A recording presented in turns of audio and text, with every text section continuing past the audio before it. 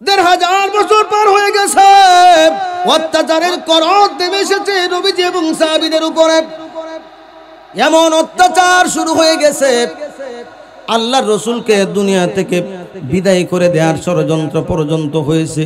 আমার ভাইয়েরা, আল্লাহ পাক রব্বুল আলামিন একদিন আল্লাহর রাসূলকে বলতেছেন, বন্ধু হে, এই মক্কার পরিবেশটা তোমার জন্য ভালো নয় বন্ধু, তুমি এই মক্কা ছেড়ে ইয়াসরিব অর্থাৎ মদিনায় হিজরত করা লাগবে, হিজরতের জন্য প্রস্তুতি গ্রহণ করো।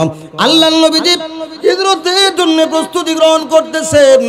এরই ধারাবাহিকতায় তখনকার জামানায় আল্লাহর ঘর বাইতুল্লাহর চাবিটা যেই ব্যক্তির হাতে ছিল, যেই ব্যক্তি ছিল আল্লাহর ঘরের দারোয়ান, ওই ব্যক্তির নাম ছিল উসমান ইবনে তলহা। জুরে কোন লোকটার নাম কি? আর একটু জুরে কোন নামটা কি ছিল? উসমান ইবনে তলহা। আল্লাহর নবীজি একদিন গভীর রজনীতে উসমান ইবনে তলহার বাড়িতে চলে গেলেন। দরজার মধ্যে কোরআন আনলেন, উসমান ইবনে তলহা ঘুমিয়ে গেছো নাকি জাগ্রত আছো? উসমান ইবনে তলহা ভেতর থেকে জবাব দিল, না, এখনো ঘুমাই নাই। আল্লাহর রাসূল বললেন, উসমান ইবনে তলহা রে, আমি তোমার সাথে দু চারটা কথা বলার জন্য এসেছি, একটু কি দরজাটা খোলা যাবে নাকি? আল্লাহর রাসূল বড় সুন্দর এবং ভদ্র ভাষায় বললেন। উসমান ইবনে তলহা দরজা খুলে বাহিরে আসলো। বাহিরে আসার পরে আল্লাহর রাসূল বলতেছেন, উসমান ইবনে তলহা রে, আমার আল্লাহর পক্ষ থেকে জানায় দেয়া হয়েছে আমি আর বেশি দিন মক্কায় থাকতে পারবো না, এই মক্কা ছেড়ে আমাকে ইয়াসরিব চলে যাওয়া লাগবে হিজরত করিয়া। উসমান ইবনে তলহা রে, মক্কা ছেড়ে চিরদিনের জন্য মদিনায় যাওয়ার পূর্বে আমি মুহাম্মদের মনে চাই আল্লাহর ঘর বাইতুল্লাহর তালাটা খুলিয়া আল্লাহর ঘরের ভিতরে প্রবেশ করে নামাজে দাঁড়ায়া আমি আমার মালিকের সাথে দু চারটা কথা বলতে চাই। উসমান ইবনে তলহা রে, আল্লাহর ঘরের চাবিটা কি একটু দেওয়া যাবে নাকি? আল্লাহ রাসূল বড় ভদ্র ভাষায় চাইলেন। উসমান ইবনে তলহা বলতেছে, না না না, চাবি দেয়া যাবে না, নেতাদের নিষেধ আছে। জোরে কোন কার নিষেধ? আর একটু জোরে কোন কার নিষেধ? কার নিষেধ? নেতাদের নিষেধ। নেতাকে আপনারা চিনেন তো, আবু জেহেল, উতবা, সাইবা, মুগীরা, আখনাস, আবি সুফিয়ান ইত্যাদি ইত্যাদি বোম্বাস্টিক মার্কা নেতা। ও মুসলমান, আজ দুনিয়ার জমিনে দেখবেন বিভিন্ন রকমের দুনিয়াদারি অনেক নেতা আছে যে নিজেকে দুধের দোয়া তুলসী সাজাইতে চায় জনগণের কাছে, আবার তলে তলে তাদের কর্মীদেরকে চাঁদাবাজিতে লাগাই দেয়। আছে না নাই? আছে না নাই? আছে না নাই? বাস স্টেশন, টেম্পো স্টেশন, বাজার দখল করতে লাগাই দেয়। জনগণের সামনে নিজেকে পুত পবিত্র করে উপস্থাপন করতে চায়। ঠিক কিনা? জোরে কোন? দ্বৈততা, দ্বিমুখী আচরণ। আমার ভাইয়ারা বলতে দিলাম, আল্লাহ রাসূল চাবিটা দেওয়ার পরে উসমান ইবনে তলহা বলতেছে, না, নেতাদের নিষেধ, চাবি দেয়া যাবে না। আল্লাহ রাসূল বলতেছেন, উসমান ইবনে তলহা রে, রাত এখন গভীর হয়ে গেছে, মক্কার শিশুগুলো তাদের মায়ের বুকের মধ্যে মুখ লুকিয়ে ঘুমাইতেছে, মক্কার পাখিগুলো তাদের গাছের ডালে ডালে ঘুমাইতেছে, মক্কার পশুগুলো ঘুমায়, তোমার নেতারাও তাদের ঘরের দরজা বন্ধ করে ঘুমাইতেছে।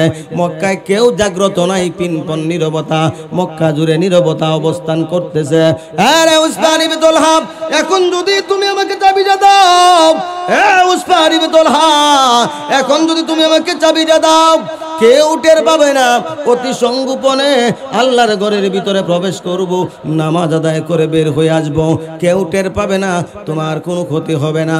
আল্লাহর রাসূল বড় অনুনয় বিনয় করে চাইলেন, তারপরে উসমান ইবনে তলহা চাবিটা দিতে রাজি হয় নাই।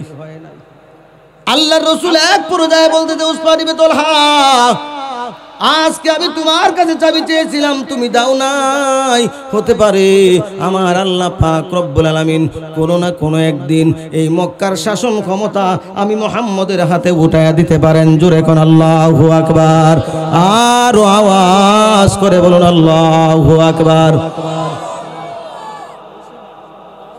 আমার ভাইয়ারা, আল্লাহ পাক রব্বুল আলামিন চাইলে পারেন কি পারেন না? আরো জোরে বলতে হবে, পারেন কি পারেন না? আল্লাহ পাক কোরআনুল কারীমের ভিতরে এই কথাটাই আল্লাহ যে পারেন এটা বুঝাইতেছেন। وتعز من تشاء وتذل من تشاء بيدك الخير إنك على كل شيء قدير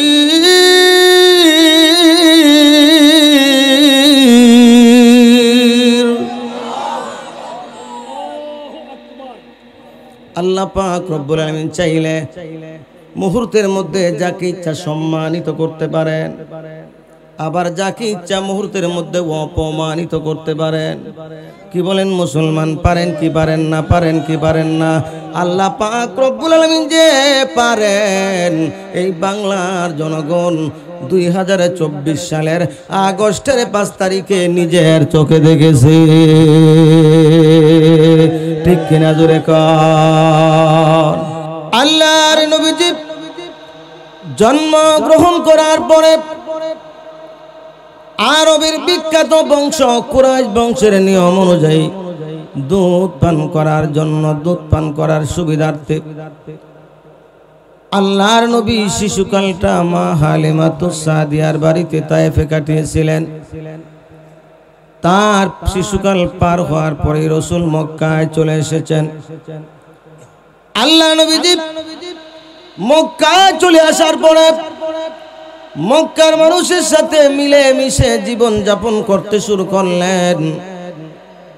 ও মুসলমান ভাই, আল্লাহর রাসূল যখন সব মানুষের সাথে মিলে মিশে চলতে শুরু করলেন, মেলামেশা করার পরে তার চরিত্র সম্পর্কে মানুষ জানে কি জানে না? যার সাথে যারা চলাফেরা তার চরিত্র সম্পর্কে ধারণা হয় কিনা? আল্লাহ নবীজি চলাফেরা করতেছে, আল্লাহ রাসূলের চারিত্রিক মাধুর্যতায় বিমুগ্ধ হইয়া, আল্লাহ রাসূলের আমানতদারিতায় সন্তুষ্ট হইয়া, তখনকার জামানার মক্কার একেবারে লোয়ার লেভেল থেকে শুরু করে আপার লেভেল পর্যন্ত একেবারে গোলাম শ্রেণীর মানুষ থেকে শুরু করে যাদের কথায় মক্কার শাসনভার পরিচালিত হইত, অর্থাৎ দারুন নদওয়ার সদস্য, মক্কার এমপি মন্ত্রী পর্যন্ত সব মানুষের জবান থেকে একটা কথা উচ্চারিত হয়েছিল, মুহাম্মদের মতো এত সুন্দর চরিত্রওয়ালা, এত পুত পবিত্র চরিত্রওয়ালা, এত সুন্দর আমানতদার দুনিয়ার জমিনে আর হইতে পারে না। আমার ভাইরা, আল্লাহ রাসূল যখন আস্তে আস্তে করে বড় হইতে লাগলেন, বড় বয়স বাড়তে লাগলো, আল্লাহ রাসূলের বয়স যখন 17 বছরে উন্নীত হলো, আল্লাহ নবী সাল্লাল্লাহু আলাইহি ওয়াসাল্লাম লক্ষ্য করে দেখতেছেন আরবের সামাজিক অবস্থা যে কোনো যুগের চাইতে একেবারে নিম্ন স্তরে, নিকৃষ্টতম স্তরে অবস্থান করতেছে।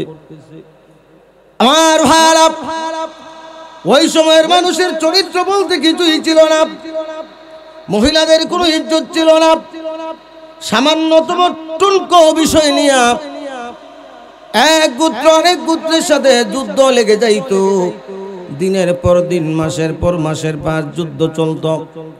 আল্লাহ রাসূল চিন্তা করলেন, এভাবে তো আর চলতে দেয়া যায় না, এটা তো কোনো সভ্য সমাজের কাজ হইতে পারে না। আল্লাহ নবীজি তখনকার সময়ে ভদ্র ভদ্র মানুষ 2-4 জন যারা ছিলেন, আল্লাহর নবী তাদেরকে নিয়ে একটা সংগঠন করলেন, যেই সংগঠনটাকে সিরাতের কিতাবের ভাষায় হিলফুল ফুজুল সংগঠন বলা হয়। জানা আছে তো? আপনাদের জানা আছে তো? আল্লাহ রাসূল সংগঠন করলেন হিলফুল ফুজুল সংগঠন। আল্লাহর নবীজি ওই সংগঠনের মাধ্যমে মক্কার পাপাচার, দুরাচার, অনাচার, স্বৈরাচারী সব পরিবর্তন করার জন্য চেষ্টা করলেন। একদিন নয়, 2 দিন নয়, 3 দিন নয়, আল্লাহর নবীজি 23টি বছর পর্যন্ত মক্কার অলিতে গলিতে ঘুরে ঘুরে, দরজায় দরজায়, কাছে কাছে মানুষের যাইয়া আল্লাহর রাসূল বোঝাতে চেষ্টা করলেন এগুলো হলো অন্যায়, এগুলো হলো অত্যাচার, এগুলো ঠিক নয়, এগুলোর দ্বারা গুনাহ হয়।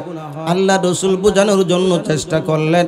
ও মুসলমান, সিরাতের কিতাব আপনি খুললে দেখবেন 23 বছর পর্যন্ত চেষ্টা করে আল্লাহর নবীজি একটি পাপের দরজাও বন্ধ করতে পারেন নাই।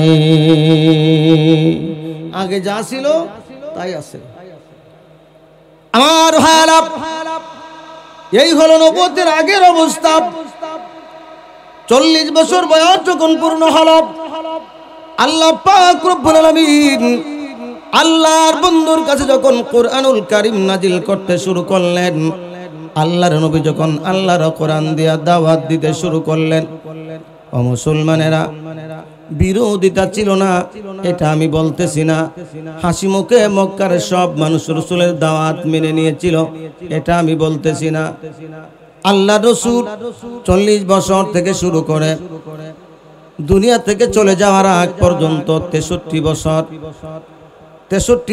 40 থেকে 63 বছর পর্যন্ত, এখানেও 23 বছর হয়। ওই 23 বছরে আল্লাহ রসুল চেষ্টার মুজাহাদা করে হযরত আবু বকর রাদিয়াল্লাহু তাআলা আনহুর মতো শ্রেষ্ঠ চরিত্রের মানুষ উপহার দিয়েছিলেন দুনিয়াকে। হযরত ওমরের মতো ওহির মেজাজওয়ালা মানুষ আল্লাহ রসুল দুনিয়াকে উপহার দিতে পেরেছিলেন। আগের 23 বছরে পারে নাই, পরের 23 বছরে হয়ে গেছে, পেরেছে। ও মুসলমান, তারও একটা কারণ আছে না নাই? আরো জোরে কোন আছে না নাই? মানুষে রক্তপাত আইয়ামে জাহেলিয়াতের যুগে ছিল, বর্তমানে নাই বুঝি। একজন আর একজনের জায়গা দখল করে নেওয়া আইয়ামে জাহেলিয়াতের যুগে ছিল, বর্তমানে নাই বুঝি। ও মুসলমান, ইতিহাসের সাথে মিলাবেন। আইয়ামে জাহেলিয়াতের যে সমস্ত অন্যায় অনাচারগুলো ছিল, বর্তমান সমাজের সাথে কাপে কাপ মিলে পড়বে, মিলে যাবে। ঠিক কিনা? জোরে কোন, আরো জোরে কোন, ঠিক কিনা? আইয়ামে জাহেলিয়াতের জামানায় সুদ ছিল, ঘুষ ছিল, অন্যায় ছিল, ব্যভিচার ছিল। আজকালকে দুনিয়াতে নাই নাকি? সবগুলো আছে। ও মুসলমান, বলতেছিলাম আগের 23 বছরে কিছুই হয় নাই, পরের 23 বছরে সমাজটাকে পরিবর্তন করে সোনার সমাজ আল্লাহ রসুল উপহার দিলেন। যেই সমাজটাকে বলা হয় খায়রুল কুরুনি করনি, সব চাইতে শ্রেষ্ঠ যুগ। আল্লাহ রসুল শ্রেষ্ঠ যুগটা কিরকম ভাবে উপহার দিতে পেরেছিলেন আমার ভাইয়েরা? আগের 40 বছর আল্লাহ রসুল দাওয়াত দিয়েছিলেন, চেষ্টা প্রচেষ্টা করেছিলেন, নিজের মস্তিষ্ক প্রসূত জ্ঞান দিয়া, এই জন্য হয় নাই। পরের 23 বছর চেষ্টা করেছে আল্লাহর কোরআন দিয়া, এই জন্য পারতে পেরেছেন। ঠিক কিনা? জোরে কর আমার ভাইয়েরা। এই জন্য আমি আজকের এই মাহফিল থেকে দায়িত্বহীন কণ্ঠে বলতে চাই, এই সমাজে দুরাচার আছে, অন্যায় আছে, অনাচার আছে, সুদ আছে, ঘুষ আছে, হত্যা আছে, রাজধানী আছে, চাঁদাবাজি, টেন্ডারবাজি, এমন কোন অন্যায় নাই যা বর্তমান সমাজে নাই, বর্তমান দুনিয়াতে নাই। ও মুসলমানেরা, যে কোরআন দিয়া আল্লাহ রসুল অন্যায় পরিবেশটাকে সুন্দর পরিবেশে রূপান্তরিত করেছিলেন, আজকে এই সমাজের অন্যায়, দুরাচার, অনাচার, যত প্রকারের অপরাধগুলো আছে, অপরাধগুলো মানব রচিত মতবাদ দিয়া পরিবর্তন করা সম্ভব নয়। কার্ল মার্ক্সের মতবাদ দিয়া সম্ভব নয়, লেনিনের মতবাদ দিয়া সম্ভব নয়, এরিস্টটলের মতবাদ দিয়া সম্ভব নয়। এই সমাজের অন্যায় পরিবর্তন করে সোনার সমাজ গঠন করতে হইলে, সোনার দেশ গঠন করতে হইলে আজকেও আল্লাহর কোরআনের আইনের দরকার আছে না নাই? আরো জোরে কোন আছে না নাই? হযরত মাওলানা উসমানী উজুল সাহেব জিন্দাবাদ, জিন্দাবাদ, নারে তাকবীর। আমার ভাইরা, বলতেছিলাম আল্লাহ রসুল সোনার সমাজ উপহার দিয়েছিলেন কোরআন দিয়া। এমনি এমনিতে হয় নাই, আল্লাহ রসুলকে বড় কষ্ট সহ্য করতে হয়েছে। ও মুসলমান, আল্লাহ রসুল যখন দ্বীনের দাওয়াত দিতে শুরু করলেন, কোরআনের দাওয়াত দিতে শুরু করলেন, মক্কার কাফের বেঈমান মুশরিকেরা আল্লাহ রসুলকে বিভিন্ন প্রকারের অপবাদ দিয়েছে। কখনো বা পাগল, কখনো বা জাদুঘর, কখনো বা জিনে আসর করেছে। এই সমস্ত অপবাদ আল্লাহ রসুলকে দিয়েছে। কোনো কিছুতেই যখন আল্লাহ রসুলকে দ্বীনের দাওয়াত দিতে শুরু, দ্বীনের দাওয়াত থেকে হটাতে পারেন নাই, সরাতে পারেন নাই, তখন তারা আল্লাহ রসুলের বিরুদ্ধে অ্যাকশনে গিয়েছে। আমার ভাইরা, আল্লাহর রাসূলের উপর অত্যাচার শুরু হয়ে গেছে, সাহাবায়ে কেরামের উপর অত্যাচার শুরু হয়ে গেছে। কারণ ইসলামের প্রাথমিক জামানায় আল্লাহর রাসূলের কাছে এসে যারা কালিমা পড়ে মুসলমান হয়েছিলেন, তারা মক্কার কোনো এমপি ছিল না, মক্কার কোনো মন্ত্রী ছিল না, তারা ছিল মক্কার গরিব গরিব শ্রেণীর মানুষগুলো। কেউ বা মানুষের টাকায় কেনা গোলাম, কেউ বা কোনো রকম সংসার চালাইতে পারে, নুন আনতে পান্তা ফুরিয়ে যায়, এইরকম গরিব গরিব শ্রেণীর মানুষগুলো মুসলমান হয়েছিল। আপনাদের জানা আছে তো? আমার ভাইরা, ১,৫০০ বছর পার হয়ে গেছে, আজও পর্যন্ত লক্ষ্য করে দেখবেন এই সমস্ত ওয়াজ মাহফিলগুলোতে, তাফসীর মাহফিলগুলোতে, ইসলামের ভালো ভালো কাজে, দাওয়াত ও তাবলীগের কাজে যে সমস্ত মুসলমানদেরকে পাওয়া যায়, তাদের মধ্যে ধনীর চাইতে গরিব মানুষের সংখ্যাই বেশি। ঠিক কিনা জোরে কন? ধনীরা একেবারে নাই তা বলতেছি না ও মুসলমান, যে যত বড় ধনী সে তত বড় আল্লাহ দ্রোহী হয়। আমার ভাইরা বলতেছিলাম, অত্যাচারের করত নেমে এসেছে নবীজি এবং সাহাবীদের উপরে। এমন অত্যাচার শুরু হয়ে গেছে, আল্লাহর রাসূলকে দুনিয়া থেকে বিদায় করে দেওয়ার ষড়যন্ত্র পর্যন্ত হয়েছে। আমার ভাইয়েরা, আল্লাহ পাক রব্বুল আলামিন একদিন আল্লাহর রাসূলকে বলতেছেন, বন্ধু হে, এই মক্কার পরিবেশটা তোমার জন্য ভালো নয় বন্ধু, তুমি এই মক্কা ছেড়ে ইয়াসরিব অর্থাৎ মদিনায় হিজরত করা লাগবে, হিজরতের জন্য প্রস্তুতি গ্রহণ করো। আল্লাহর নবীজি হিজরতের জন্য প্রস্তুতি গ্রহণ করতেছেন। এরই ধারাবাহিকতায় তখনকার জামানায় আল্লাহর ঘর বাইতুল্লাহর চাবিটা যেই ব্যক্তির হাতে ছিল, যেই ব্যক্তি ছিল আল্লাহর ঘরের দারোয়ান, ওই ব্যক্তির নাম ছিল উসমান ইবনে তলহা। জুরে কোন লোকটার নাম কি? আর একটু জুরে কোন নামটা কি ছিল? উসমান ইবনে তলহা। আল্লাহর নবীজি একদিন গভীর রজনীতে উসমান ইবনে তলহার বাড়িতে চলে গেলেন, দরজার মধ্যে কড়া নাড়লেন। উসমান ইবনে তলহা, ঘুমিয়ে গেছো নাকি জাগ্রত আছো? উসমান ইবনে তলহা ভেতর থেকে জবাব দিল, না এখনো ঘুমাই নাই। আল্লাহর রাসূল বললেন, উসমান ইবনে তলহা রে, আমি তোমার সাথে দু চারটা কথা বলার জন্য এসেছি, একটু কি দরজাটা খোলা যাবে নাকি?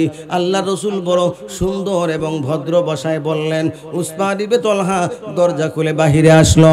বাহিরে আসার পরে আল্লাহর রাসূল বলতেছেন, উসমান ইবনে তলহা রে, আমার আল্লাহর পক্ষ থেকে জানায় দেয়া হয়েছে আমি আর বেশি দিন মক্কায় থাকতে পারবো না, এই মক্কা ছেড়ে আমাকে ইয়াসরিব চলে যাওয়া লাগবে হিজরত করিয়া। উসমান ইবনে তলহা রে, মক্কা ছেড়ে চিরদিনের জন্য মদিনায় যাওয়ার পূর্বে আমি মুহাম্মদের মনে চাই আল্লাহর ঘর বাইতুল্লাহর তালাটা খুলিয়া আল্লাহর ঘরের ভিতরে প্রবেশ করে নামাজে দাঁড়ায়া আমি আমার মালিকের সাথে দু চারটা কথা বলতে চাই। উসমান ইবনে তলহা রে, আল্লাহর ঘরের চাবিটা কি একটু দেওয়া যাবে নাকি? আল্লাহ রাসূল বড় ভদ্র ভাষায় চাইলেন। উসমান ইবনে তলহা বলতেছে, না না না, চাবি দেয়া যাবে না, নেতাদের নিষেধ আছে। জোরে কোন কার নিষেধ? আর একটু জোরে কোন কার নিষেধ? কার নিষেধ? নেতাদের নিষেধ। নেতাকে আপনারা চিনেন তো? আবু জেহেল, উতবা, সাইবা, মুগীরা, আখনাস, আবি সুফিয়ান ইত্যাদি ইত্যাদি বোম্বাস্টিক মার্কা নেতা। ও মুসলমান, আজ দুনিয়ার জমিনে দেখবেন বিভিন্ন রকমের দুনিয়াদারি অনেক নেতা আছে, যে নিজেকে দুধের দোয়া তুলসী সাজাইতে চায় জনগণের কাছে, আবার তলে তলে তাদের কর্মীদেরকে চাঁদাবাজিতে লাগাই দেয়। আছে না নাই? আছে না নাই? আছে না নাই? বাস স্টেশন, টেম্পো স্টেশন, বাজার দখল করতে লাগাই দেয়, জনগণের সামনে নিজেকে পুত পবিত্র করে উপস্থাপন করতে চায়। ঠিক কিনা জোরে কোন?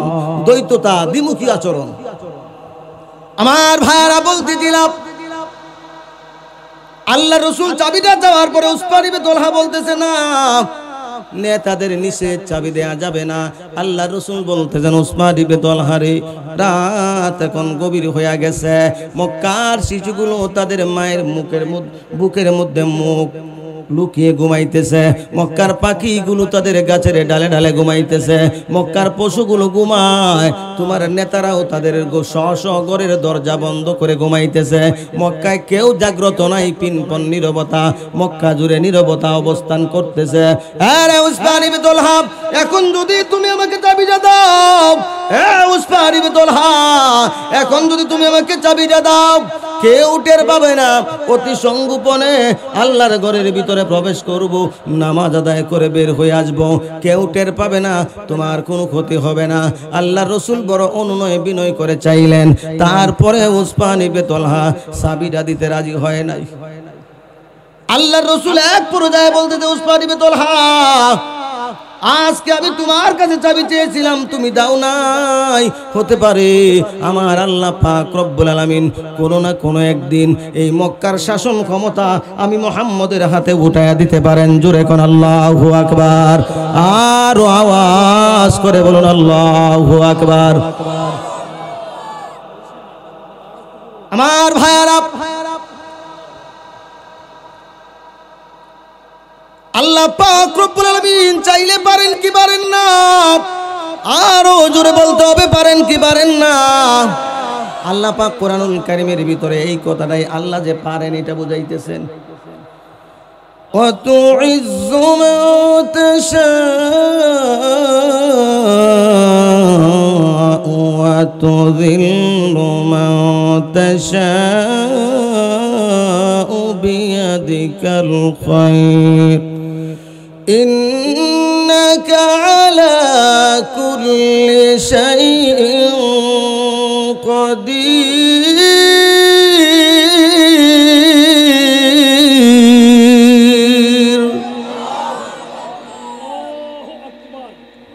আল্লাহ পাক রব্বুল আলামিন চাইলে মুহূর্তের মধ্যে যাকে ইচ্ছা সম্মানিত করতে পারেন, আবার যাকে ইচ্ছা মুহূর্তের মধ্যে অপমানিত করতে পারেন।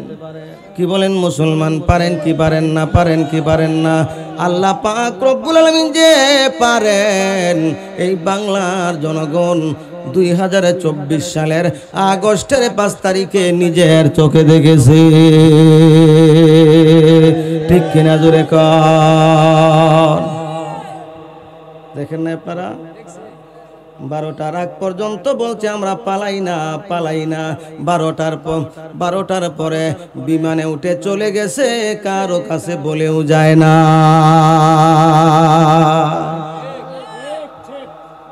আমার ভাইরা, সত্য কথা বললে কোনো সমস্যা আছে? এই লোকটি এই দেশের নিষ্পাপ আলেমদের উপরে অত্যাচার করেছে, অন্যায় করেছে। দিনের পর দিন নিরপরাধ আলেমদেরকে রিমান্ডে নিয়ে কত ধরনের কষ্ট যে দিয়েছে আপনারা আজকালকে তাদের মুখ থেকে শুনতেছেন। ঠিক কিনা জোরে কোন? আর একটু জোরে বলতে হবে, ঠিক কিনা? আল্লাহ পাক রব্বুল আলামিন আর সহ্য করতে পারেন নাই। আল্লাহ পাক রব্বুল আলামিন ফেরাউনের পতন দিয়েছিলেন নীল নদে ডুবাইয়া, নমরুদকে দুনিয়া থেকে বিদায় করেছিলেন বেশি বড় লাগে নাই ল্যাংড়া মশা দিয়া, আব্রাহাকে ধ্বংস করেছিলেন আবাবিল দিয়া। এই বাংলার জমিনে আল্লাহ পাক ছাত্রদের ভিতরে চেতনা ঢুকাইয়া দিয়েছে। ছাত্র নামে আবাবিলদের দ্বারা আল্লাহ পাক বাংলার জমিনের স্বৈরাচারের পতন ঘটিয়েছে। ঠিক কিনা জোরে গো? এমন পতন ঘটিয়েছে, আমার তো মনে হয় কিয়ামতের আগ পর্যন্ত বাংলাদেশ আর প্রতিষ্ঠিত হতে পারবে না। মাঝে মাঝে উকি দেয়, উকি দেয় মাঝে মাঝে, অমুক দিন আসতেছি, তমুক দিন আসতেছি। ঠিক কিনা জোরে কোন? কয়েকদিন পূর্বে ধানমন্ডির 32 নম্বর ভাঙ্গার পরের দিন দেখলাম এক লোক স্ট্যাটাস দিয়েছে ফেসবুকে যে এক কথায় গদি শেষ, আরেক লাইভে বাড়ি শেষ। ঠিক কিনা জোরে কোন? এক কথায় শেষ হয় নাই। যতদিন পর্যন্ত ক্ষমতায় ছিল কেউ কিছু না বললেই বলতো রাজাকার রাজাকার রাজাকার বলে মুখে ফেনা উঠিয়েছে। আল্লাহ পাক এই শব্দের মাধ্যমেই তার পতন ঘটিয়েছে। ঠিক কিনা জোরে কোন? এটার দ্বারা আল্লাহ পাক রব্বুল আমিন বুঝিয়ে দিয়েছেন আমি উপরে আসি, ক্ষমতা পায়া এদিক সেদিক জিব্বা নাড়েও না। আমি আল্লাহ তোমাকে ক্ষমতা দিয়েছি, যখন ইচ্ছা কান ধরে ক্ষমতার চেয়ার থেকে নামিয়ে দিব। ঠিক কিনা জোরে কোন? এই কাজটা করতে আল্লাহ পাকের 1 সেকেন্ডের সময় লাগে না। ঠিক কিনা জোরে কোন? আরো জোরে কোন ঠিক কিনা? আমার ভাইরা, আল্লাহ পাক রব্বুল আমিন হলেন সকল ক্ষমতার মালিক। ঠিক কিনা জোরে কোন? সকল ক্ষমতার মালিক কে? আরো জোরে বলতে হবে কে? কিন্তু বাংলার জমিন অত্যন্ত দুঃখজনক হলেও সত্য, বাংলার জমিনের কিছু রাজনৈতিক মতাদর্শের ব্যক্তিরা, কিছু রাজনৈতিক নেতারা জনগণের কাছ থেকে ম্যান্ডেট পাওয়ার জন্য, ভোট পাওয়ার জন্য তারা বলে সমস্ত ক্ষমতার মালিক জনগণ। নাউজুবিল্লাহ, আস্তে কোন শয়তান শুনলে তো মাইন্ড করবে। এই কথাকে বলা যায় যাচ্ছে নাকি? এই কথাটা হলো শিরকুন বিল্লাহিল আযীম।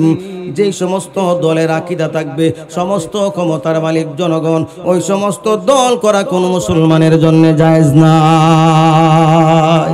কারণ আমরা বিশ্বাস করি সমস্ত ক্ষমতার মালিককে। আরো জোরে বলতে হবে কে? আসমানের দিকে আঙ্গুলটা উঁচা করে বলুন আল্লাহ।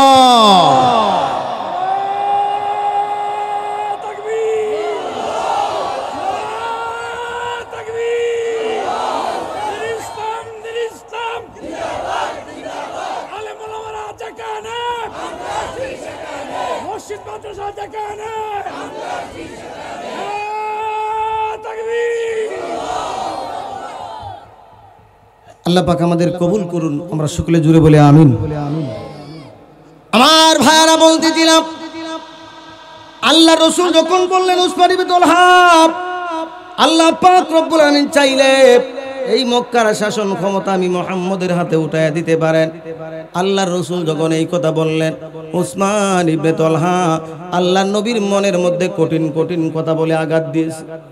উসমান ইবনে তালহা বলতেছে, মুহাম্মদ, আমরা বলি সাল্লাল্লাহু আলাইহি ওয়াসাল্লাম, তুমি আবার মক্কার প্রেসিডেন্ট হওয়ার জন্য চিন্তা করো নাকি? মক্কায় তোমার থাকার মতো একটা বিটের জায়গা পর্যন্ত নাই। তোমার স্ত্রী খাদিজার সম্পত্তি দিয়া সারা জীবন তোমার দ্বীনের জন্য ব্যয় করেছো, তুমি আবার মক্কার প্রেসিডেন্ট হওয়ার জন্য চিন্তা করো নাকি? কঠিন কঠিন কথা বলে নবীজির কলিজার মধ্যে আঘাত দিয়েছে। শুধু তাই নয়, আল্লাহ রসুলের কলা ধরে ধাক্কা মেরে জমিনের মধ্যে ফেলে দিয়েছে। আল্লাহর নবীজি মনের মধ্যে বড় কষ্ট নিয়ে, চোখের মধ্যে পানি নিয়ে বাড়িতে চলে গেলেন। আল্লাহর পক্ষ থেকে এক পর্যায়ে জানায়া দেয়া হয়েছে, বন্ধু হে, এই মক্কায় আর বেশি দিন থাকা যাবে না। ও বন্ধু, আজকের রাতে তোমার ঘরের চতুর্পাশে কাফেররা বেষ্টনী দিয়া রেখেছে। ও বন্ধু, তোমার বিছানার মধ্যে তুমি আলীকে শোয়া দিয়া আমি আল্লাহ যেমনি তোমাকে শিক্ষা দিয়ে দিচ্ছি, হাতের মধ্যে এক মুষ্টি বালু নিয়া সামনের দিকে তুমি মেরে দাও। আমি আল্লাহ পাক রব্বুল আমিন সমস্ত কাফেরদের চোখে চোখে পৌঁছায়া দিব। জোরে কোন আল্লাহু আকবার। আল্লাহ পাক রব্বুল আমিন পরবর্তীতে আল্লাহর রাসূলকে কুরআনুল কারীমের আয়াত নাজিল করে জানায়া দিয়েছিলেন, মা রামাইতা ইয রামাইতা ওয়ালাকিন্নাল্লাহ রামা। ও নবী, আপনি তো শুধু বালু চিটকে ফেলে দিয়েছিলেন, সমস্ত কাফেরদের চোখে চোখে বালু পৌঁছে দেওয়ার দায়িত্ব আমি আল্লাহর কুদরত গ্রহণ করেছিলাম। আমার ভাইরা, আল্লাহ নবী সাল্লাল্লাহু আলাইহি ওয়াসাল্লাম আল্লাহর শিখানো পন্থায় ঘর থেকে বের হয়ে গেলেন। আল্লাহ রাসূল হযরত আবু বকরকে সঙ্গে নিলেন। মক্কা ছেড়ে আল্লাহ নবী মদিনার দিকে চলে যাইতেছেন। বারবার পিছনে তাকায়া তাকায়া আল্লাহর ঘর বাইতুল্লাহকে দেখতেছেন। আল্লাহ নবীজি বাইতুল্লাহর দিকে তাকায়া তাকায়া চোখের পানি ফেলে ফেলে কাঁদতেছেন। গাল বেবে চোখের পানির ফোঁটাগুলো বুকের মধ্যে পড়তেছে। আল্লাহ রসুলের জামা মুবারক ভিজে গিয়েছে। অমুসলমান, সিরাতের কিতাব প্রমাণ করে আল্লাহ রসুল 2 দিন মাত্র হাউমাউ করে কান্না করেছিলেন। এর মধ্যে একদিন হলো যেই দিন মক্কা ছেড়ে মদিনায় চলে যায়। আল্লাহ রসুল এত কান্না করতেছেন, এত কান্না করতেছেন। আল্লাহ পাক রব্বুল আলামিন আল্লাহর বন্ধুর কষ্টটা বুঝতে পারলেন। জিবরাইল ফেরেশতার মাধ্যমে আল্লাহর বন্ধুকে জানায় দিলেন। আল্লাহ বললেন, জিব্রাইল আমার বন্ধুর কাছে চলে যাও, আমার বন্ধু আজকে মক্কা ছেড়ে মদিনায় চলে যাইতেছে, আমার বন্ধুর মনের মধ্যে বড় কষ্ট রে জিব্রাইল, আমার বন্ধুকে গিয়ে বলো আজকে আমার বন্ধু রাতের বেলায় মক্কা ছেড়ে মদিনায় যাইতেছে, আমার বন্ধুকে গিয়ে সান্ত্বনার বাণী শোনায়া দাও, বেশি দিন যাওয়া লাগবে না, বেশি দিন যাওয়া লাগবে না, অল্প দিনের ব্যবধানে দিনের বেলায় বিজয়ীর বেশে বীরের বেশে আমি আল্লাহ আবার আমার বন্ধুকে মক্কায় ফিরে দেব। আরো আওয়াজ করে বলুন সুবহানাল্লাহ, চিৎকার দিয়ে কোন আল্লাহু আকবার। আমার ভাইরা, বেশি দিন যাইতে হয় নাই, মাত্র 10 বছরের ব্যবধান জুড়ে কোন কয় বছর, মাত্র 10 বছরের ব্যবধানে আল্লাহ পাক রব্বুল আলামিন আল্লাহর বন্ধুকে শক্তি আর সামর্থ্য দান করলেন। আল্লাহর নবী উপযুক্ত পরিমাণ সাহাবায়ে কেরামদেরকে নিয়ে মক্কা বিজয় করার জন্য আসতেছেন। তখনকার সময় মক্কার যেই ব্যক্তি প্রধান নেতা ছিল, প্রধান লিডার, ওই ব্যক্তিটার নাম ছিল আবু সুফিয়ান। কারণ হইল মুসলমান, আল্লাহ পাক রব্বুল আলামিন অনেক দিন পূর্বেই তো আল্লাহ রসুলের সবচাইতে বড় শত্রু, ইসলামের সবচাইতে বড় শত্রু আবু জেহেলকে ছোট্ট ছোট্ট বাচ্চাদের মাধ্যমে দুনিয়া থেকে বিদায় করে দিয়েছিলেন। শুনেন না আপনারা? হযরতে মাআজ এবং মুআবিজ রাদিয়াল্লাহু তাআলা আনহুমা মাত্র ছোট্ট ছোট্ট 2 জন ছেলে ধরাশয়ী করে দুনিয়া থেকে বিদায় করে দিয়েছে। ও মুসলমান, আল্লাহর নবী সাল্লাল্লাহু আলাইহি ওয়াসাল্লাম মক্কা বিজয় করার জন্য আসতেছে। আবু সুফিয়ান পরীক্ষা নিরীক্ষা করে দেখেছে, আজকে যদি মুহাম্মদকে বাধা দিতে যাই আমাদের জীবনটা চলে যাইতে পারে, কিন্তু এই কথা সত্য, মুহাম্মদকে আমরা কিছুই করতে পারবো না, সুতরাং বাধা দিয়া লাভ নাই। তার দলের লোকদেরকে বুঝিয়েছে, ও আমার দলের লোকেরা, সুতরাং বাধা দিয়া লাভ নাই, তোমরা তোমাদের ঘরের ভিতরে দরজা বন্ধ করে লুকাইতে থাকো। মুহাম্মদ সম্পর্কে আমার যতটুকু ধারণা, আমরা যদি প্রতিবাদ করতে না যাই, আমরা যদি প্রতিহত করতে না যাই, মুহাম্মদ আমাদের কিছুই করবে না। আমার ভাইয়েরা, আল্লাহ রসুল মক্কা বিজয় করার জন্য চলে এসেছেন। একবারে মক্কার প্রধান ফটকের মধ্যে দাঁড়ায়া আল্লাহ রসুল বলতে যেন, আমার সাহাবীরা এই মুহূর্তে আমরা মক্কার ভিতরে প্রবেশ করব, তবে শুনে নাও তোমাদেরকে আমি মুহাম্মদ 5টা নসিহত করতেছি। জোরে বলেন কয়টা? আরো জোরে বলেন কয়টা? মনে রাখা লাগবে মুসলমান, 5টা নসিহত। আল্লাহ রসুল বলতে চান, সাহাবীরা তোমাদের ব্যাপারে তোমাদের কাছে আমি মুহাম্মদের 1 নাম্বার নসিহত, 1 নাম্বার নসিহত, এই কোনো শিশু বাচ্চাকে আঘাত করা যাবে না, কারণ কোন শিশু বাচ্চা মুহাম্মদের সাথে, আমি মুহাম্মদের সাথে বেয়াদবি করে না। 2 নাম্বার নসিহত, কোন মহিলাকে আঘাত করা যাবে না, কারণ তারা হলো মায়ের জাত। ঠিক কিনা? জোরে কোন, আর একটু জোরে কোন, ঠিক কিনা? মহিলারা কিসের জাত? কিসের জাত? মায়ের জাত। কথা ঠিক আছে তো? ও ভাই, এ দুনিয়াতে মহিলাদের কোনো সম্মান ছিল না, ইজ্জত ছিল না। গরু ছাগলের মতো রশি দিয়া বেঁধে বাজারে দিয়া বিক্রি করা হইতো।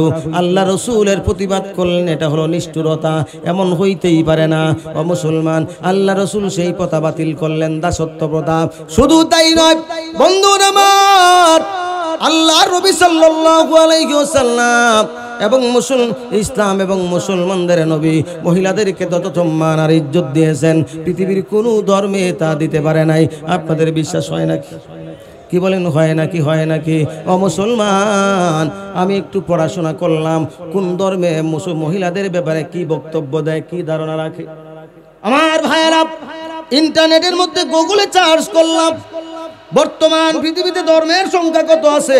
আজকে যদি আপনি বাড়িতে গিয়া সার্চ করেন গুগলে, বর্তমান দুনিয়াতে কত ধর্মের সংখ্যা কত আছে, দেখবেন গুগল আপনাকে রেজাল্ট দিয়ে দিবে। বর্তমান দুনিয়াতে 1টা নয়, 2টা নয়, 4300 ধর্ম আছে। ধর্ম কয়টা আছে? 4300। তবে আল্লাহর কাছে কেবলমাত্র শুধুমাত্র একমাত্র মনোনীত দিনের নাম হলো ইসলাম, আর বাকিগুলো সব ধর্মের নামে অধর্ম। আমার ভাইয়েরা, এবার আমি গবেষণা করতে লাগলাম, কোন ধর্ম মহিলাদের ব্যাপারে কি বলে। সবগুলো দেখার মতো সুযোগ হয় নাই। প্রধান প্রধান যে ধর্মগুলো দুনিয়ার জমিনে আছে, বর্তমান দুনিয়ার সবচাইতে বড় ধর্ম, সুপার পাওয়ার, আমেরিকার লাল চামড়ার গোষ্ঠীরা, ঠিক কিনা জোরে কোন, তাদের ধর্মের নাম হলো খ্রিস্টান ধর্ম। খ্রিস্টান ধর্মের বক্তব্য মহিলাদের ব্যাপারে কি, আমি পড়াশোনা করতে লাগলাম। পড়াশোনা করতে গিয়ে দেখলাম মহিলাদের ব্যাপারে খ্রিস্টান ধর্মের বক্তব্য হলো মহিলারা হলো সমস্ত পাপের মূল। নাউজুবিল্লাহ, জোরে কোন নাউজুবিল্লাহ।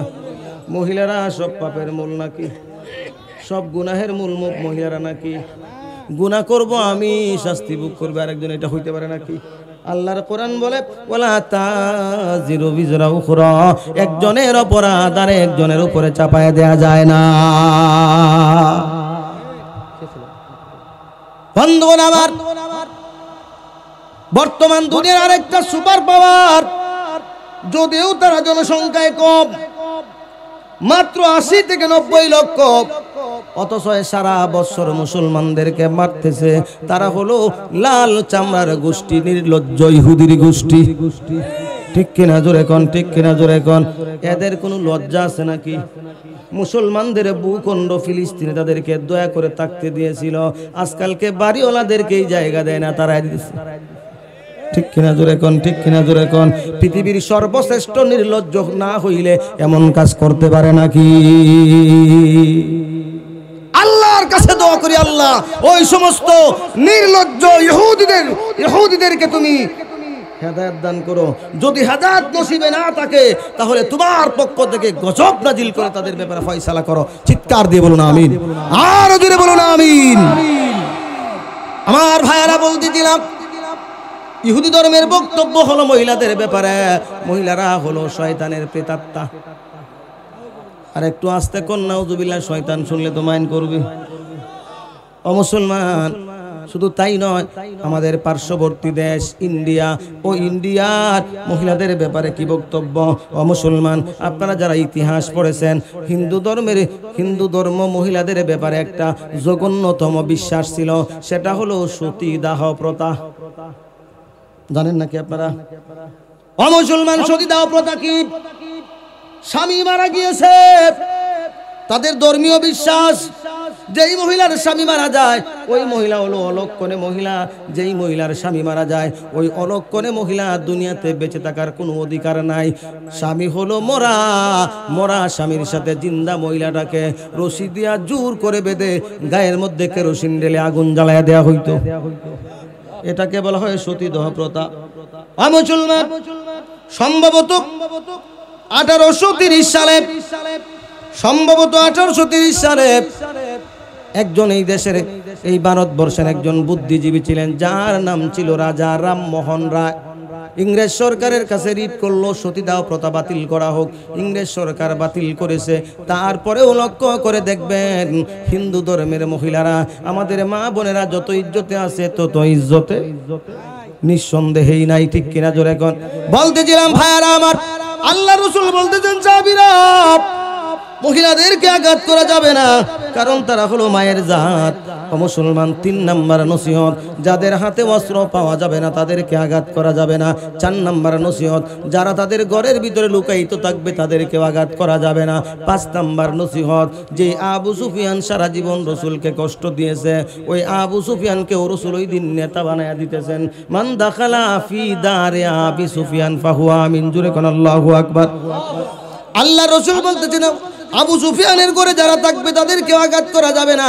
যুদ্ধ করতে হয় নাই, অস্ত্র ধরতে হয় নাই, বিনা যুদ্ধে বিনা অস্ত্রে মক্কা বিজয় হয়ে গেছে। জোরে কোন আল্লাহু আকবার। যেই বিজয়টাকে আল্লাহর কোরআন ফাতহুম মুবিনা বলে উল্লেখ করা হয়েছে, প্রকাশ্য বিজয়। আমার ভাইরা, মক্কা বিজয় হয়ে গেল, সময় সংকীর্ণ, এই জন্য সংক্ষেপ করে বলতেছি। মক্কা বিজয় হয়ে গেল, আল্লাহ নবী সাল্লাল্লাহু আলাইহি ওয়াসাল্লাম বাইতুল্লাহর সামনে দাঁড়ায়া মক্কার সব মানুষদেরকে লক্ষ্য করে বলতেছেন, ও মক্কাবাসীরা, লা তাজরিবা আলাইকাল ইয়াউম, আজকে আমি মুহাম্মদ তোমাদের উপরে কোনো অভিযোগ করব না, তোমাদের সবাইকে সাধারণ ক্ষমা ঘোষণা করলাম। একটু আস্তে কইতেন সুবহানাল্লাহ। আমার ভাইয়ারা, তবে সিরাতের কিতাবের মধ্যে লেখা হয় আল্লাহ রাসূল সবাইকে সাধারণ ক্ষমা ঘোষণা করলেন, তারপরে আল্লাহ রসুল 9 জনের নাম বললেন, আরেক বর্ণনায় 14 জনের কথা আসছে, আরেক বর্ণনায় 17 জনের কথা আসছে, 3টা বর্ণনায় কিতাবের মধ্যে আসছে। আল্লাহ রসুল বলেন অমুক অমুক অমুককে ক্ষমা করা হলো না। এদের মধ্যে একজনের নাম হইল উসমান ইবনে তলহা। লোকটার নাম কি? উসমান ইবনে তলহা। আল্লাহ নবী সাল্লাল্লাহু আলাইহি সাল্লাম বললেন, সাহাবীরা উসমান ইবনে তলহা কোথায় আছে তালাশ করে বের করো। উসমান ইবনে তলহাকে ও মুসলমান হযরত আলী রাদিয়াল্লাহু তাআলা আনহু তাফসীর ইবনে কাসিরে লেখা হয়, আল্লাহর ঘর বাইতুল্লাহর ছাদের উপর থেকে ধরে এনেছে, আল্লাহর নবীর সামনে এনে দাঁড় করায় দিয়েছে। আল্লাহ রাসূল বলতেছেন, উসমান ইবনে তলহা আল্লাহর ঘরের চাবিটা কোথায় একটু আমার হাতে দাও। ও মুসলমান বলেন তো আজকে চাবি দেবে কি দেবে না? কি বলেন, দেবে কি দেবে না? আজকে না দেওয়ার মতো কোনো পাওয়ার আছে নাকি? কারণ আজকে মক্কার একচ্ছত্র মালিকানা আল্লাহ পাক আল্লাহর নবীর হাতে উঠাইয়া দিয়েছেন, ঠিক কিনা জোরে কও। আজকে তো আল্লাহর রাসূলের কথায় ইশারায় মক্কায় কিয়ামত হয়ে যেতে পারে, ঠিক কিনা জোরে কও। যাওয়ার সঙ্গে সঙ্গে চাবিটা বুঝাইয়া দিল, আল্লাহ রসুলের হাত মুবারকের মধ্যে দিয়ে দিল। আল্লাহ নবী বাইতুল্লাহর চাবিটা পায়া তাড়াতাড়ি করে বাইতুল্লাহ করলেন, সাহাবীদেরকে বললেন, সাহাবীরা বাইতুল্লাহ পরিষ্কার করো। আল্লাহ নবী সাল্লাল্লাহু আলাইহি সাল্লামের কথা অনুযায়ী সমস্ত সাহাবায়ে কেরাম বাইতুল্লাহর ভিতরে তখনকার সময় সিরাতের কিতাবগুলো প্রমাণ করে একটা নয়, দুইটা নয়, 360টা মূর্তি ছিল। জোরে বলেন কি ছিল? 360টা মূর্তি ছিল। আমার ভাইয়েরা, আল্লাহ নবীর কথা অনুযায়ী সাহাবাই কেরাম সবগুলি মূর্তি বের করলেন, কিন্তু একটা মূর্তির গায়ে হাত দেওয়ার মতো সাহস তারা পাইতেছে না। কোন মূর্তি সেটা? ওই মূর্তিটা হলো ইব্রাহিম পয়গম্বরের মূর্তি, নবীর মূর্তি তো, তাই সাহাবীদের ভয় হচ্ছে। আল্লাহ রসুলের কাছে জিজ্ঞাসা করে লওয়া লাগবে। আল্লাহ নবীর কাছে এসে বলতেছেন, ইয়া রাসূলুল্লাহ ইব্রাহিম পয়গম্বরের মূর্তিটা কি করব? আল্লাহর নবী সাল্লাল্লাহু আলাইহি সাল্লাম বলতেছেন, সাহাবীরা ইব্রাহিম পয়গম্বরের মূর্তিটা আমার সামনে নিয়ে আসো। আল্লাহ নবীর সামনে নিয়ে আসা হলে আল্লাহ রসুলের হাতে মক্কা বিজয়ের দিন কালো কালারের একটা লাঠি ছিল। আল্লাহ রসুল নিজের হাত মুবারকের লাঠি দিয়া ওই মূর্তিটাকে ভেঙে টুকরা টুকরা করলেন এবং সাহাবায়ে কেরামদেরকে লক্ষ্য করে বলতেছেন, সাহাবীরা নবীর নামের মূর্তি, ইব্রাহিম পয়গম্বরের মূর্তি, এই জন্য তোমরা ভাঙতে পারতেছো না, ভয় পাইতেছো। মূর্তির ব্যাপারে আমি মুহাম্মদের পরিষ্কার বক্তব্য শুনে নাও। আল্লাহ পাক আমি মুহাম্মদকে দুনিয়ার জমিনে মূর্তি প্রতিষ্ঠা করার জন্য পাঠান নাই, আমাকে পাঠানো হয়েছে তামাম দুনিয়ার সব মূর্তির কবর রচনা করে আল্লাহর জমিনে আল্লাহর আইন প্রতিষ্ঠা করার জন্য। মূর্তি প্রতিষ্ঠা করার জন্য আমি মুহাম্মদকে পাঠান নাই। অত্যন্ত দুঃখজনক হলেও সত্য, বিগত 15.5 বছর যারা ক্ষমতায় ছিল তারা মূর্তি প্রতিষ্ঠা করার জন্য এই দেশে পাগল হয়ে গিয়েছিল, ঠিক কিনা জোরে কও। আমরা আলেমরা বোঝাতে চেষ্টা করেছি, মাহফিলগুলোতে বোঝানোর জন্য চেষ্টা করেছি, মসজিদের খুতবায়, যে ভাস্কর্য হলো মূর্তির আপডেট ভার্সন, ঠিক কিনা জোরে কোন। আমাদের কথা তারা মানে নাই, বরং আমাদেরকে তারা বিরোধী মনে করেছে।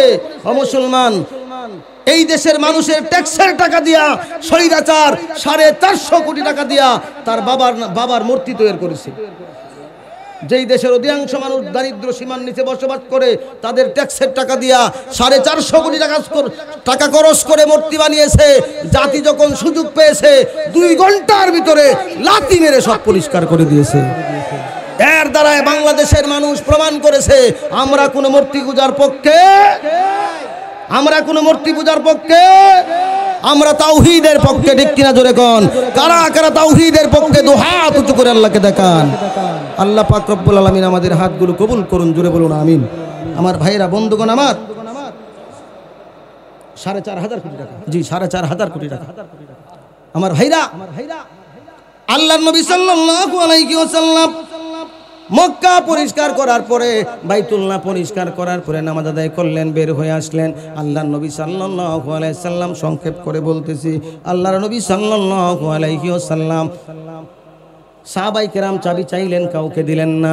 উসমান ইবনে তলহাকে রাসূল বলতেছেন, উসমান ইবনে তলহা এদিকে আয়। আল্লাহর রাসূলের কাছে আসার পরে আল্লাহর নবী বলেন, উসমান ইবনে তলহা লক্ষ্য করে দেখো, আজ থেকে 10 বছর আগে তোমার কাছে চাবিটা চেয়েছিলাম, তখন কিন্তু তুমি চাবিটা দাও নাই। আজ থেকে 10 বছর আগে মনে করে দেখো, আমি মুহাম্মদ বলেছিলাম আল্লাহ পাক চাইলে আমাকে বাইতুল্লাহর চাবির মালিক বানাইতে পারে। দেখো দেখো, আল্লাহ আজকে আমাকে বাইতুল্লাহর চাবির মালিক বানায় দিয়েছেন। আমি যাকে ইচ্ছা তাকেই চাবিটা দিতে পারবো, কেউ আমাকে নিষেধ করতে পারবে না, কেউ আমার বিরুদ্ধে ইন্টারফিয়ার করতে পারবে না। তবে উসমান ইবনে তালহা রে, আমি খুলুকিন আজিম মোলা পয়গম্বর, তোমাকে অবশ্যই চাবিটা দিব। তোমার নেতারা, মক্কার লিডাররা তোমাকে তোমার হায়াত পর্যন্ত চাবির মালিক বানিয়েছিল। আজকে আমি মুহাম্মদ ঘোষণা করতেছি, আজকে চাবিটা তোমার হাতে থাকবে। তুমি ইন্তিকাল করার পরে তোমার ছেলের হাতে থাকবে, সে ইন্তিকাল করার পরে তার ছেলের হাতে থাকবে। কিয়ামতের আগ পর্যন্ত তোমার বংশের হাতেই চাবি থাকবে। তোমাকে কিয়ামতের আগ পর্যন্ত চাবির মালিক বানাইলাম।